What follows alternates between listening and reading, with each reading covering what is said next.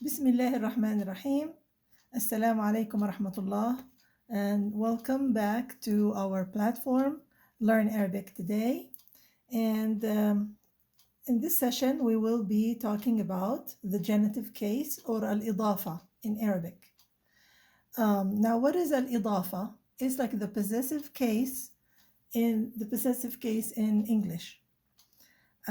So it is also called the construct phrase. This is called the construct phrase or the genitive case. It is a fundamental structure. It's actually one of the most fundamental structures in Arabic. Examples are Jami'atu, New York. So we're not just talking about any Jami'a, any university. We're talking about the one that belongs to New York, okay, or belongs in New York. Also, we're talking about Wilayatu, California. So this is not any state. We're talking about a specific state, which is that of California, okay? And so this wilaya belongs to California. This university belongs to New York. And Maktabul Qabul, which is the registrar's office. So again, this office belongs to the registration department. Okay, now all the nouns in an idafa construct are definite by default. So they are definite even though they do not have al, the definite or the defining al in them. Why? Because the word actually belongs to the word that follows it. For example, عائلة والدي. When you look at the word عائلة, it's not a definite word. It's not a word that has al preceding it, and it's not a proper noun. So it is indefinite.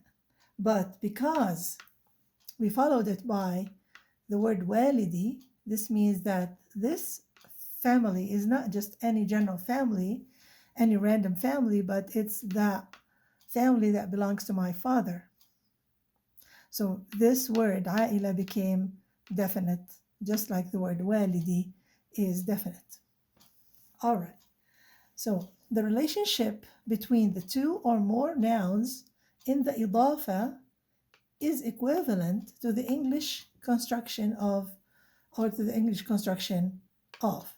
So basically, when you look at the two words, for example, عائلة والدي, قصة الامرأة, the story of the woman or the woman's story, دفتر الطالب, or the notebook of the student or the student's notebook, you notice that these two words are connected to each other, just as any two words are connected in a possessive case with of or by the preposition of. So for example, if you want to change this, or if you want to translate this phrase, the woman's story, first you have to change it into a phrase with of. So the woman's story, you could change it into the story of the woman, and then you can translate. So you take first the word the story, and you write qissa, and of course, as I said, you will not put al-qissa because it is possessed. The word qissa is definite because it belongs to the word imra'a. Okay, so it is definite because of the possessive case, because of the idafa construct. So you start with the story, qissatu, and you have to mention the ta here, qissatu what? The ta marbuta sounds like ta maftuha. So the story, qissatu what? Of the woman, al-imra'a, the woman. So this way it becomes easy for you, okay, to create the idafa construct. Now next you have an example here, عائلة والدي. How did I create this one? So if I wanted to say my father's family, first I have to change it into, yes, a construct with of. So I say the family of my father. And then I translate the family. I look at the word family, the family, and you write what the word in Arabic that corresponds to it, which is عائلة. And عائلة of whom? عائلة who? Of my father. So of my father, the whole construct is represented by the word walidi, because walidi is made up of walid plus ya al-mutakallam, which is an affix pronoun or a suffix pronoun. So the suffix pronoun makes walid a definite word. not any father, it's my father. So عائلة والدي. Okay. Next we have the sentence, the student's book. How are we going to translate this? So we say first, we make it into a construct with of. So we say the notebook of the student. And then we start translating the notebook. دفتر. دفتر of whom? Of the student. دفتر الطالب. دفتر الطالب. Okay? So this way, it's easy for us to create. Of course, the second word, if you notice, it has to be definite with either with al or with the suffix pronoun, or it has to be a proper noun. For example, in your story, maha, عائلة maha, instead of walidi, I can put maha. And maha is a proper noun, so it's a definite noun. Okay. Next we have to talk about two types of إضافة. And we said there are two types of إضافة. And I wrote it with a capital D just to mark that it's a ضاد, not دال. الإضافة with a ضاد, not دال, not إضافة, إضافة. Okay. So there are two types. First, you have the simple إضافة, which is made up of two words only, or the complex إضافة, which is made up of more than two words. Okay, let's take some examples here. Let's take a look at some examples. For example, مكتب الأساتذة, two words, which is the office of the professors or the teachers. The office of, or the professor's office, the teacher's office. Next phrase is رقم تليفوني, which is the phone number, which is my phone number, basically, my phone number. And then عائلة مها, Maha's family. Okay, now, if you look at the complex إضافة, you have more than two words. For example, when you're talking about the cousin of the father of Maha, so Maha's father's cousin, how would you say that in Arabic? ابن عمي والد مها. Okay. Another example is كتاب صديقة المدرسة. This is the book of the friend of the teacher. The book of the friend of Samira, or the teacher. I had this at first as Samira, of the teacher. Okay. So how many words do we have here in those phrases? So you have more than one word that's possessed by the following word. So this is the cousin of the uncle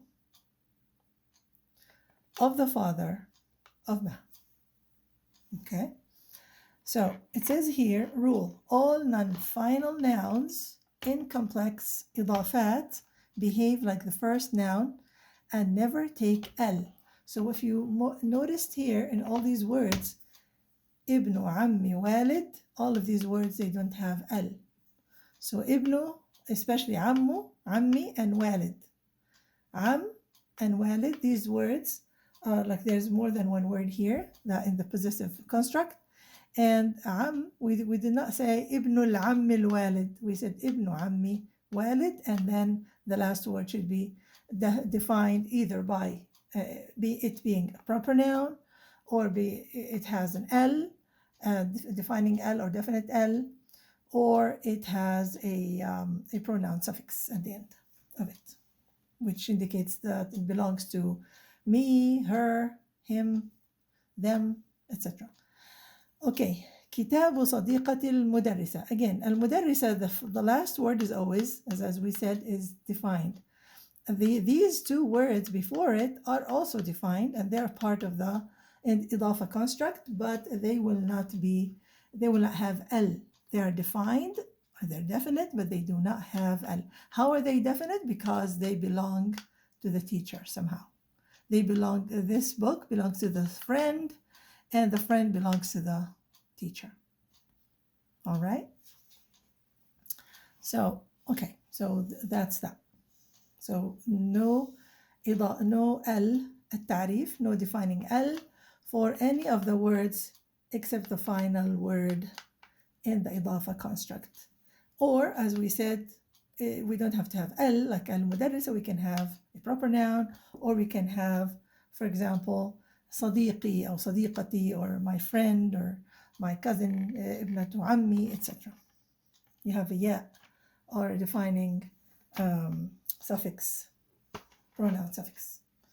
Okay. Next we have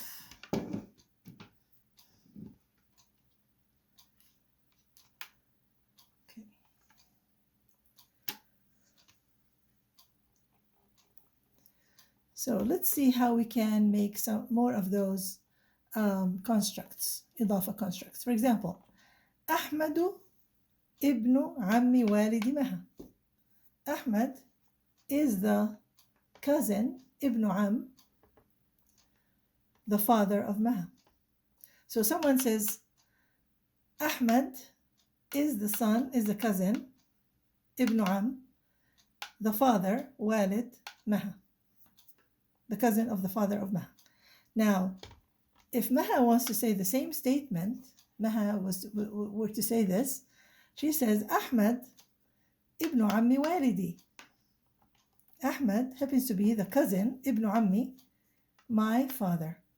She doesn't say walidu Maha because she is Maha. So she's going to be saying, Ahmed ibn am walidi. So what is she using? She's using here the suffix pronoun, which is the ya. The ya المتكلم. The suffix indicates that she is talking, that the person himself who's making the sentence or the statement or the phrase in this case, because this is not a complete sentence, unless you consider that she's actually giving a statement about her cousin, saying Ahmed huwa ibn ammi walidi, then it is a sentence and she has to use this suffix pronoun to indicate that she's talking about her father. Okay. Only the final noun in an إضافة takes the pronoun suffix. Okay, so if you noticed here, like you don't say Ahmed ibni, ammi, walidi. You never do that. You never say Ahmed ibnuhu, ammuhu, waliduhu. You don't say that. You don't add any pronoun suffix except to the final word in the إضافة. Like here, you had it. So Maha was replaced by the ya. Walidi. She's talking about herself. If somebody was talking about Maha in the third person format, somebody would be saying Ahmad ibn am walidiha. So he would be using ha. He's the cousin of her father. Or he is ibn am walidina. He's the cousin of our father. Or walidihim, their father, etc. Okay, so let's look at some of these sentences here or phrases. كتاب أخت علياء, the book of the sister of علياء. So let's say علياء is talking. She says كتاب أختي. That's why she adds what? She adds the suffix pronoun here to indicate herself. That this sister is the sister of علياء, who is me. So هذا كتاب أختي. Okay, if we are talking about, or somebody's talking that this is the book of her sister, Aliya's sister. So somebody says كتاب أختها. That's the book of Aliya's sister, her sister, أختها. Or this is the book of our sister, كتاب أختنا. This is the book of our sister, and you added na for the plural speakers. Okay, first person suffix pronoun. So كتاب أختنا. Okay, this is our sister's book. All right. So in الإضافة, تاء مربوطة must always be pronounced as تاء. So in الإضافة, تاء مربوطة must always be pronounced as تاء مفتوحة on all the words in which it appears except in the final word in the إضافة. Example, جامعة المدينة المنورة.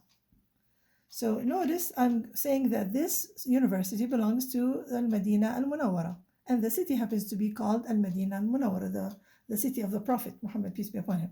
So how do I say this? I say Jami'a. I don't say Jami'a Al-Madina Al-Munawwara. No, I say Jami'atu Al-Madinati. So notice I'm pronouncing the ta for this ta marbuta and this ta marbuta. So Jami'atu Al-Madinati. Of course, this one has dhamma because it's mubtada. So Jami'atu Al-Madinati, and this is the possessive construct. This is the إضافة construct. It has to be maksura. Okay, so Jami'atu al-Majrura. Jami'atu al-Madinati al-Munawwara. If I stop here, I put sukun and I pronounce al-Munawwara as ha. So the last word, the final word in the إضافة can be pronounced as ha, not as ta, because you put sukun on it. So you don't say جامعة المدينة المنورة. No, say جامعة المدينة المنورة. If I were to create a sentence, because somebody might say, so this is a phrase, you're talking about the University of the Holy City of the Prophet, so what about it? You want to say that it's big. So you say جامعة المدينة المنورة كبيرة. And if I'm to stop here, I have to say كبيرة. So this one is going to sound like ha. It's going to sound like ha. It's going to sound like ha.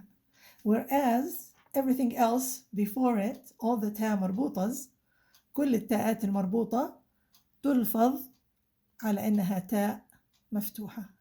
They will be pronounced as تاء مفتوحة. So جامعة المدينة المنورة كبيرة.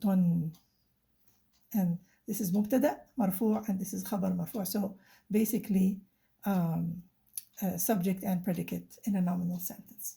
All right, perfect. Let's take a look at one of the exercises, which is exercise number 6, page 42 in your book الكتاب في تعلم اللغة العربية, book 1. Okay, so it says here, form meaningful إضافات. Form meaningful إضافات. So you have two word constructs, إضافة constructs, and you have a list here. I just selected a few words, and I have to speak the truth. I have to tell you the truth. I did not listen to the DVD that you guys have, so I don't know exactly what the story is talking about, but I'll try to do my best here, trying to match these words. So you have the word ibn, which means the son, or son, and I know it's the son of, right? It's a possessive construct. إضافة construct. صورة مدينة. برنامج مدينة city. صورة picture. برنامج is program. بيوت houses. ولاية which is what? State. مكتب office. ضابط officer. Okay, so we have here on the other side we have تلفزيون.